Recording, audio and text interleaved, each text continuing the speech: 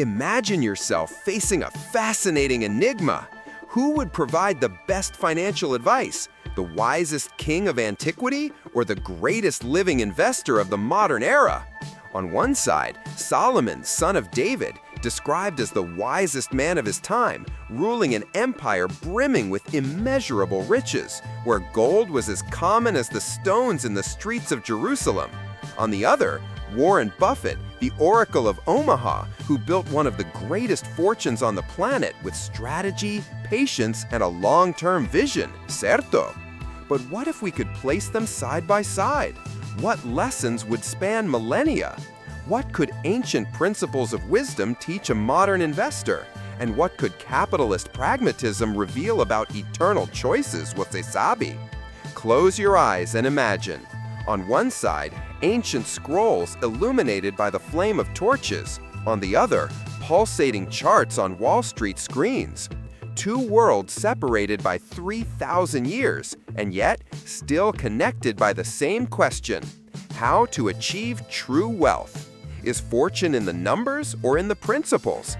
In the patience of investments or in the wisdom that transcends generations? Stay until the end, because the answer may transform how you view money, power, and purpose. The opening scene transports us to Jerusalem around the 10th century BC. Bang, the city buzzes with the glow of gold brought from Ophir.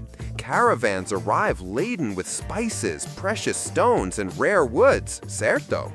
On the throne, Solomon reigns with absolute power, but also with wisdom that echoed far beyond the borders of Israel.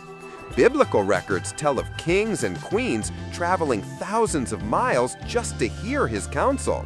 The Queen of Sheba, fascinated, declared that nothing she had heard before compared to his greatness. But Solomon was not just a king. He was also an avant-garde economic thinker for his time.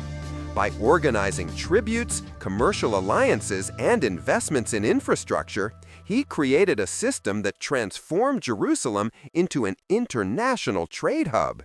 His reign became synonymous with prosperity and also a laboratory of financial management based on practical wisdom and ethical principles.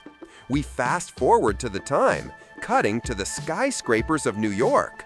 The setting changes, but the essence of the quest remains: how to transform resources into lasting power, certo? This is where Warren Buffett emerges in the mid-20th century. Unlike Solomon, he did not inherit a throne or abundant riches. Born in Omaha, Nebraska, in a middle-class family, by age 11, he was already buying his first stocks. By 13, he was delivering newspapers and filing his income tax returns. Buffett grew up observing the financial world as a strategic board game. Inspired by Benjamin Graham, he became a master of the art of value investing, seeking assets undervalued by the market, waiting patiently, and reaping the fruits in the long term. Gradually, his holding company, Berkshire Hathaway, would become an empire valued at hundreds of billions of dollars. While Solomon wrote proverbs about prudence and the value of wisdom above gold, Buffett repeated mantras like, "The market is a mechanism for transferring wealth from the impatient to the patient." Two distinct eras, but with a surprising common thread: discipline, vision, and the belief that true wealth is not about immediate accumulation, but the ability to see beyond the present. This introduction leads us to an intriguing dilemma. Is Solomon's ancient wisdom, anchored in spiritual and ethical values, more relevant than Buffett's rational and tested strategy, ne? Although both, each in their own time, point to universal principles that stand the test of time. To understand better, we need to analyze the fruits that each one reaped, and also the risks and consequences they faced. Solomon's reign reached the height of prosperity, but his wealth was not limited to coffers full of gold. Então, he understood that the true foundation of stability lay in collective wisdom, entende? His proverbs warned against unmanageable debt, laziness, and unbridled greed, advice that remains as current as any modern personal finance manual. For example, in the multitude of counselors there is safety, could very well be adapted today to diversify your investments. But there is also a warning. Solomon's abundance, when mismanaged, brought challenges. His excessive spending, political alliances, and vanity ultimately eroded the foundation of his stability.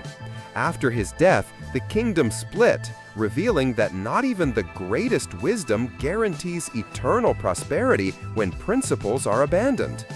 On the other hand, Warren Buffett built an impressive trajectory of consistency. While other investors succumbed to bubbles, crises, and market panics, Buffett remained unperturbed, investing in solid companies like Coca-Cola, American Express, and Apple. His philosophy has always been guided by simplicity. Invest in what you understand, avoid unnecessary debt, and maintain patience as your greatest asset. However, Buffett also faces criticism, persabi. In an increasingly digital and volatile world, some question whether his traditional strategy still holds up against the speed of the 21st century. To young investors accustomed to the immediacy of cryptocurrencies and tech startups, his vision may seem too conservative. Yet, Buffett proves that basic principles, when applied with discipline, remain timeless. Comparing the two, we notice a fascinating paradox.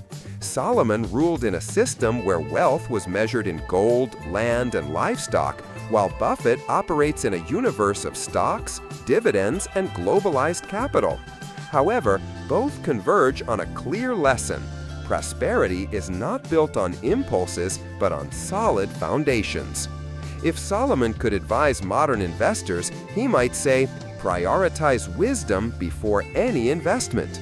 And Buffett, looking back, might acknowledge that the patience taught in Proverbs is the secret that still multiplies fortunes today. These echoes between past and present reveal something greater. Universal financial principles do not age, certo? They merely change their form, adapting to the tools of each era. When we confront Solomon and Warren Buffett, we realize it's not about choosing a winner, but recognizing how each, in their own way, translates the same invisible code of prosperity. From Solomon, we inherit the notion that wealth without purpose is fragile. His proverbs echo as reminders for any generation. Avoid reckless debts, value constant work, and understand that wisdom is worth more than treasures. These are pieces of advice that not only guide investments, but also shape character. From Buffett, we learn strategic patience, long-term vision, and the power to stay steady amidst chaos. In a world dominated by immediacy, his journey challenges us to rediscover the virtue of waiting. Placing the two side by side, it becomes clear that true wealth goes beyond numbers or full coffers.